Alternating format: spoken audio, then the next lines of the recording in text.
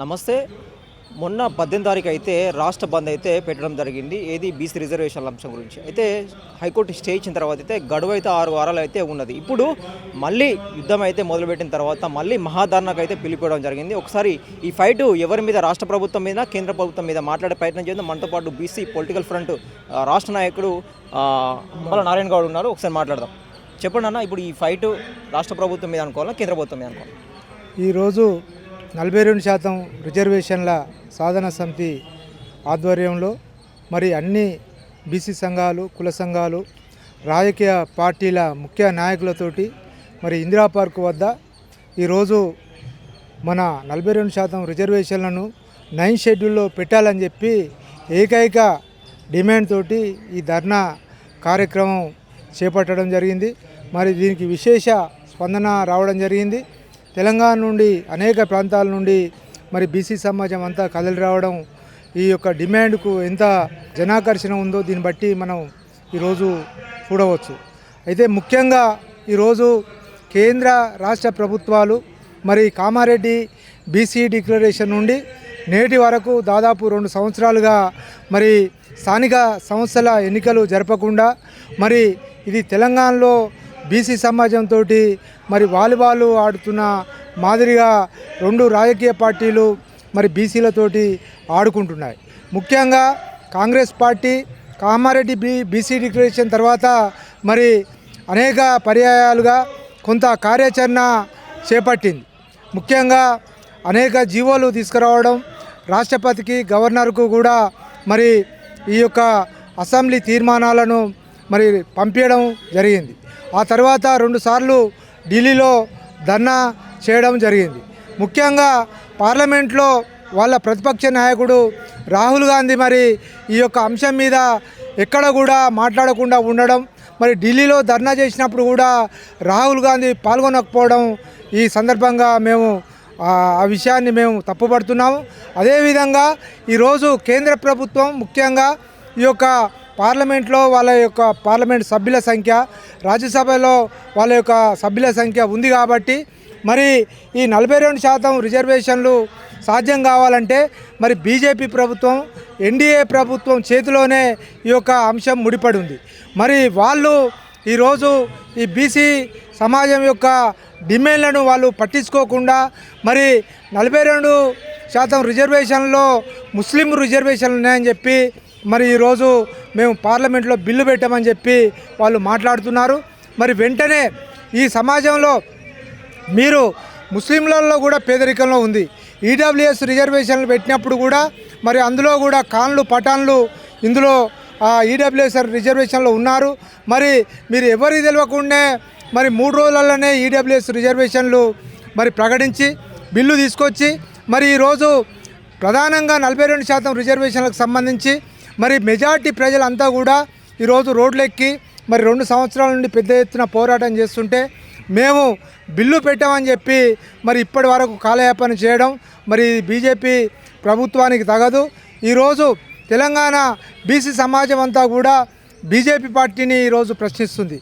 మీ చేతులలోనే ఆయుధం ఉంది, మీ చేతులలోనే కలం ఉంది.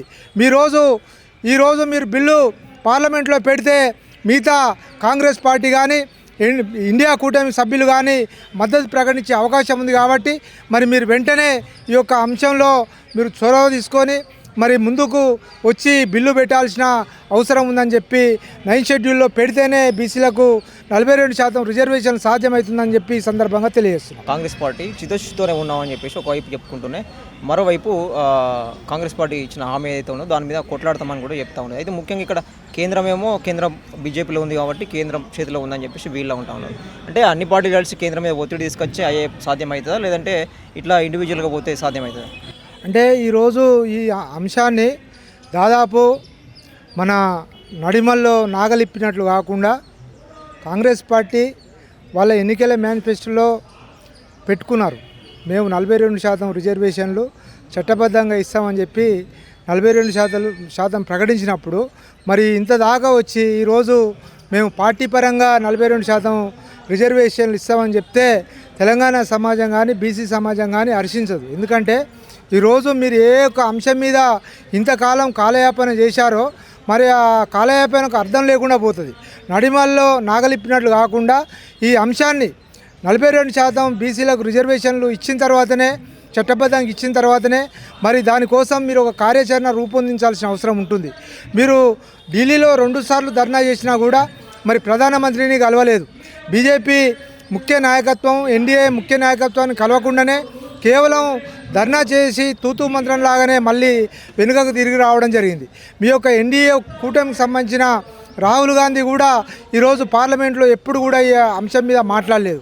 ఏ రోజు కూడా మరి ధర్నాలో 2 సార్లు ముఖ్యమంత్రి రేవంత్ రెడ్డి పాల్గొంటే ఎన్డీఏ కూటమి సభ్యులు అన్ని పార్టీల వాళ్ళు పాల్గొన్నా కూడా మరి పక్కనే ఉన్న రాహుల్ గాంధీ కానీ ఏఐసిసి అధ్యక్షులు ఖర్గే గారు కూడా రాకపోవడం మరి అనుమానపరంగా ఉంది. వెంటనే ఇప్పటికైనా ఈ రాష్ట్రంలో ఉండే బీసీ సంఘాలను, కుల సంఘాలను, అదేవిధంగా సామాజిక శక్తులను, రాజకీయ పార్టీలు అందరినీ కూడా కలుపుకొని మళ్ళొకసారి ప్రధాని నరేంద్ర మోడీ కలిసి మరి ఈ యొక్క అంశం మీద పార్లమెంట్లో ఈ వచ్చే శీతాకాల సమావేశాల్లో చర్చించే విధంగా మరి చర్యలు తీసుకోవాల్సిన అవసరం ఉందని, ఆ విధంగా ఇప్పుడు కాంగ్రెస్ పార్టీ కేంద్రం మీద ఒత్తిడి తీసుకురాగలిగితే వాళ్ళ యొక్క చిత్తశుద్ధిని ఈరోజు బీసీ సమాజం నమ్ముతుంది.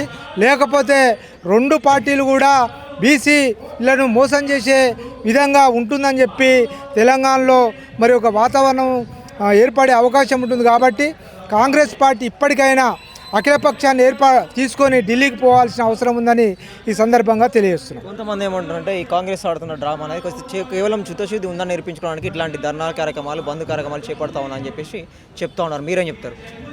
కాంగ్రెస్ పార్టీ, బీజేపీ పార్టీ ఈరోజు మొన్న జరిగిన బంద్లో అన్ని రాజకీయ పార్టీలు, అదేవిధంగా కమ్యూనిస్టు పార్టీలు, అదేవిధంగా ప్రజా సంఘాలు, దళిత సంఘాలు అన్నీ కూడా పాల్గొన్నాయి.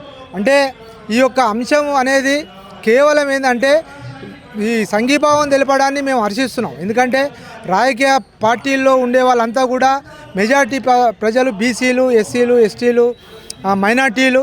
కాబట్టి ఆ ప్రజలే ఇందులో పాల్గొని ఈ యొక్క బంద్ను జయప్రదం చేశారు. ఈరోజు ఈ ధర్నాను కూడా జయప్రదం చేశారు. ముఖ్యంగా ఈరోజు మనకు అడ్డొచ్చేది ఏంటంటే రాజ్యాంగంలో రక్షణ చట్టం లేకపోవడంతో ఈరోజు 42% రిజర్వేషన్లు అమలు అవుతలేవు. అదేవిధంగా సుప్రీంకోర్టు గైడ్లైన్స్ వల్ల ఈరోజు కొంతమంది వ్యక్తులు కోర్టుకు పోవడంతో మరి ఈరోజు జీవోలు కోర్టులో కొట్టివేయబడుతున్నాయి. మరి ఇంత ప్రయత్నం చేసినప్పుడు దీనికి పరిష్కారం ఎక్కడ ఉందన్నప్పుడు కేవలం రాజ్యాంగ రక్షణ చట్టము, రాజ్యాంగ మార్పు ముఖ్యంగా 9th షెడ్యూల్లో పెడితేనే సాధ్యమవుతుంది. కాబట్టి మరి ఇది ఒక రాజకీయ ప్రక్రియ, ఇది కోర్టులు అనుకూలంగా లేవు. రాజ్యాంగంలో కూడా ఎక్కడ 50% రిజర్వేషన్లు ఎస్సీ ఎస్టీలకు పెట్టినట్టు బీసీలకు పెట్టలేదు. కాబట్టి మరి ఇది అడ్డుగా ఉన్నాయి. కాబట్టి ఈ యొక్క అడ్డు తొలగాలంటే పార్లమెంట్లో చట్టం చేయాలి, 9th షెడ్యూల్లో పెట్టాలి. ఆ ప్రయత్నంలో మరి కాంగ్రెస్ పార్టీ కేంద్రం మీద ఒత్తిడి తేవాలి. మరి ఇక్కడ ఉన్న బీఆర్ఎస్ కానీ, కమ్యూనిస్టులు కానీ మరి కేంద్రం మీద ఉన్న బీజేపీ మీద ఒత్తిడి తీసుకొస్తేనే సాధ్యమవుతుంది. అందుకు ఈ బీసీ సంఘాలతో కలిసి మరి రాజకీయ పార్టీలు అన్నీ కూడా ఈరోజు మాతో కలిసి రావాల్సిన అవసరం ఉంటుంది. రేపు జరిగే స్థానిక సంస్థల ఎన్నికలలో కానీ, వచ్చే అసెంబ్లీ పార్లమెంట్ ఎన్నికల్లో కానీ మరి 42% రిజర్వేషన్లు అమలైనప్పుడే ఈ బీసీల ఓట్లు మీరు అడిగే హక్కు ఉంటుంది, లేకుంటే అడిగే హక్కు ఉండదు. కాబట్టి మరి దీనికి మీరు సిద్ధం కావాలని చెప్పి ఈ సందర్భంగా మేము తెలియజేస్తున్నాం. ముఖ్యంగా ఏదైతే రిజర్వేషన్ల గురించి చట్టం చేస్తే సరిపోతుందని చెప్పేసి అంటూ ఉన్నారు. నిపుణులతోటి మీరేమన్నా చర్చించారా? అంటే సాధ్యమయ్యే అవకాశం ఉండదు, లేకపోతే ఇతర రాష్ట్రాల నుంచి డిమాండ్ కూడా వస్తుంది. కాబట్టి ఎంతవరకు దీన్ని ముందు తీసుకెళ్లే అవకాశం ఉంటుంది? చట్టం చేయడం ద్వారానే సాధ్యమవుతుంది. మనకు తమిళనాడులో కూడా మరి చట్టం చేయడం 9th షెడ్యూల్లో పెట్టడంతో వాళ్ళకు 69% రిజర్వేషన్లు సాధ్యమైంది. మరి చట్టం లేకుండా ఎన్నికలకు పోయిన బీహార్ కానివ్వండి, మహారాష్ట్ర కానివ్వండి, మధ్యప్రదేశ్లో కానివ్వండి, అనేక రాష్ట్రాల్లో చట్టం లేకుండా పోవడంతో మరి అవి నిలబడతలేవు. ఆ యొక్క ధర్మాసనాలు, కోర్టులల్లో ఈ యొక్క అంశం నిలబడతలేదు. కాబట్టి రాజ్యాంగంలో మనకు ఈడబ్ల్యూఎస్ రిజర్వేషన్లే మనం చూసుకున్నప్పుడు వాళ్ళు చట్టం 3 రోజులలో చేసుకొని పార్లమెంట్లో బిల్లు పెట్టుకొని మరి ఈరోజు తెలంగాణలో రిజర్వేషన్లు అమలవుతున్నాయి. కాబట్టి ఇది కూడా మన బీసీ రిజర్వేషన్లు సాధ్యం కావాలంటే మరి దీనికి ప్రత్యేకమైన చట్టం తీసుకురావడం 9th షెడ్యూల్లో పెట్టడంతో సాధ్యమవుతుందని మేము తెలియజేస్తున్నాం. ఫైనల్గా ఏం చెప్తారు ఈరోజు ధర్నా గురించి కావచ్చు, నెక్స్ట్ కార్యక్రమం గురించి కావచ్చు, ముఖ్యంగా ఎన్నికలు పెట్టాలని చెప్పేసి కూడా లేట్ అవుతుందని చెప్పేసి కూడా డిమాండ్ వస్తూ ఉన్నది. అంటే తెలంగాణలో ఇప్పటి వరకు గ్రామ పరిపాలన వ్యవస్థ అంతా కూడా అస్తవ్యస్తం అయింది. ఇది కేవలం ఏంటంటే ఇప్పుడు ప్రజల దృష్టిలో ఇది ఒక రాజకీయ డ్రామా లాగా రాజకీయ పార్టీలు ఆడుతున్న గేమ్లో మరి తెలంగాణలో ఉండే గ్రామాభివృద్ధి అనేది మొత్తం కూడా కుంటుపడింది.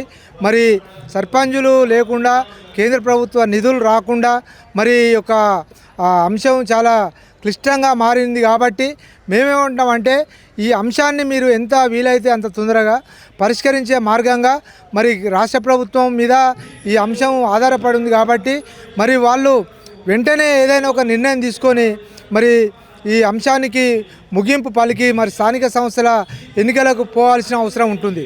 లేకపోతే తెలంగాణలో ఇప్పటికే గ్రామీణ ప్రాంతాల్లో మొత్తం కూడా గ్రామాలన్నీ పారిశుద్ధ్య సమస్యతోటి అదేవిధంగా నిత్యం అనేక సమస్యలతోటి సతమతం అవుతున్నాయి.